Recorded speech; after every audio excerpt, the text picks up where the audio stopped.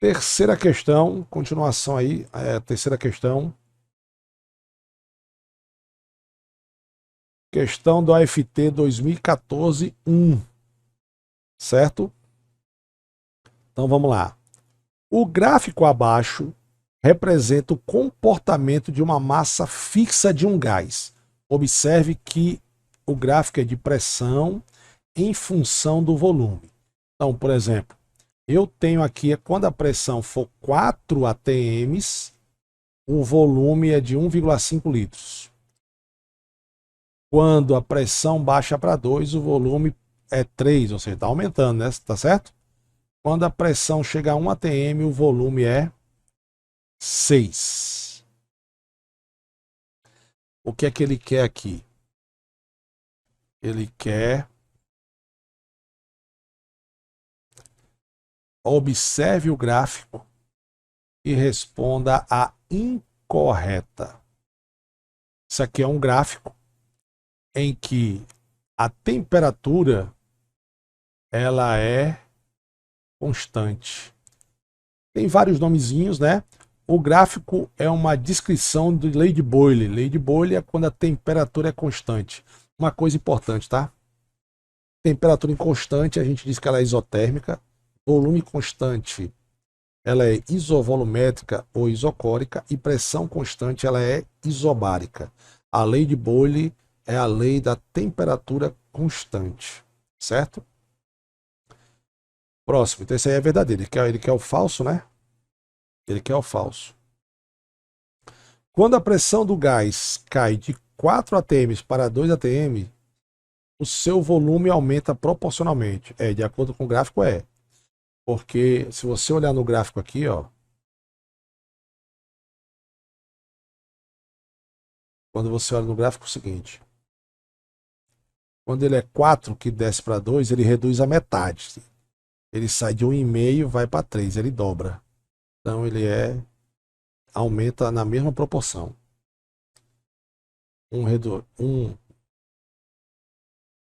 Reduziu a metade, né? E o outro aumentou o dobro, né? Que o dobro de 4 de 2 é o dobro de 2 é 4 e o dobro de 1,5 é 3. Certo?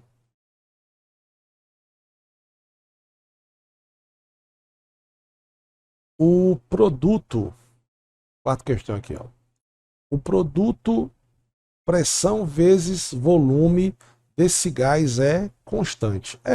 A gente pode até ver aqui, ó. Se você pegar pressão vezes volume, né? Se você pegar aqui instantes 1, instante, se você tem a temperatura constante, o resultado sempre será o mesmo. Então, se você pegar a equação geral dos gases, né? P1V1 é igual a P2V2, certo? Se você substituir aqui pressão inicial 4, certo? Pressão final 2. Volume inicial 1,5. Volume final 3. 4 vezes 1,5, 6. 2 vezes 3, 6. Então, o produto, pressão e volume, ele é constante, ele não vai variar. Certo. O gráfico representa uma isoterma, pois a temperatura não varia. Isoterma ou isotérmica é a mesma coisa, certo? Eu tinha falado antes, né? Isotérmica, temperatura inconstante. Isovolumétrica,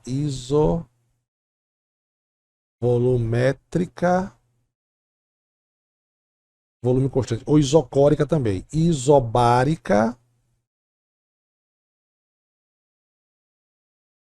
pressão constante. Pressão, volume, tá?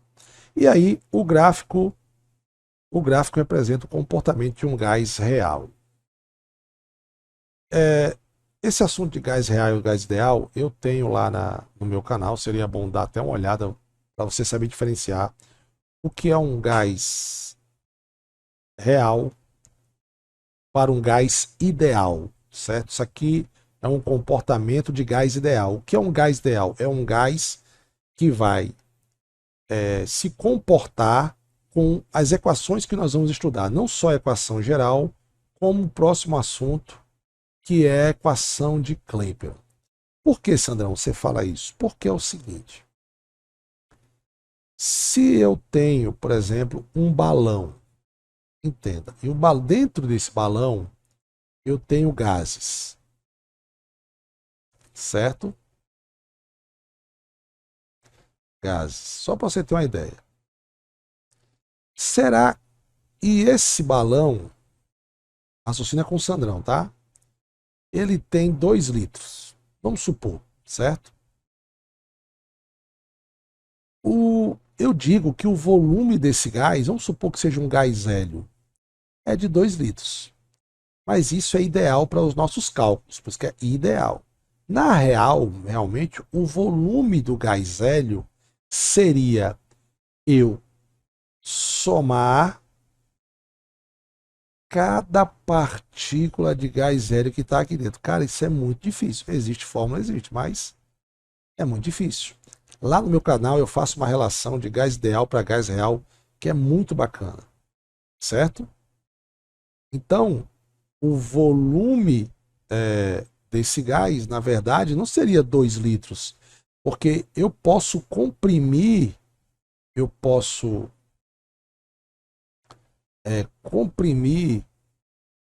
esse balão, certo? Ao ponto de essas partículas ficarem muito próximas uma das outras, né? Essas partículas que eu desenhei aqui. Então, essas fórmulas que a gente vai estudar, elas correspondem a uma teoria de gás ideal. Ideal. A não uma teoria de gás real. Certo? Beleza? Porque a pressão aqui, por exemplo, a gente calcula a pressão. Como é que eu calculo a pressão, Sandrão? Eu tenho aqui um recipiente, né? A pressão é a quantidade de choques que uma partícula dá na parede do recipiente. Mas você também não está contando o choque que uma partícula pode ter na outra. Certo? Então, e os choques são com velocidades diferentes, né? Também. Então, é um cálculo muito complexo, né? Não é assim tão complexo, mas é um cálculo que você, se vai fazer um vestibular como a FT, você não precisa saber desses cálculos todos, tá bom? Então, na verdade, esse gráfico ali, todos esses 3 gráficos que eu ensinei, eles se comportam para a teoria de gás ideal, não para a teoria de gás real, certo? E aqui ele afirmou que o gráfico representa um comportamento de gás real. Não, os 3 gráficos que eu desenhei para você se comporta como gás ideal. São 2 teorias, o gás ideal e o gás real. Bacana? Beleza?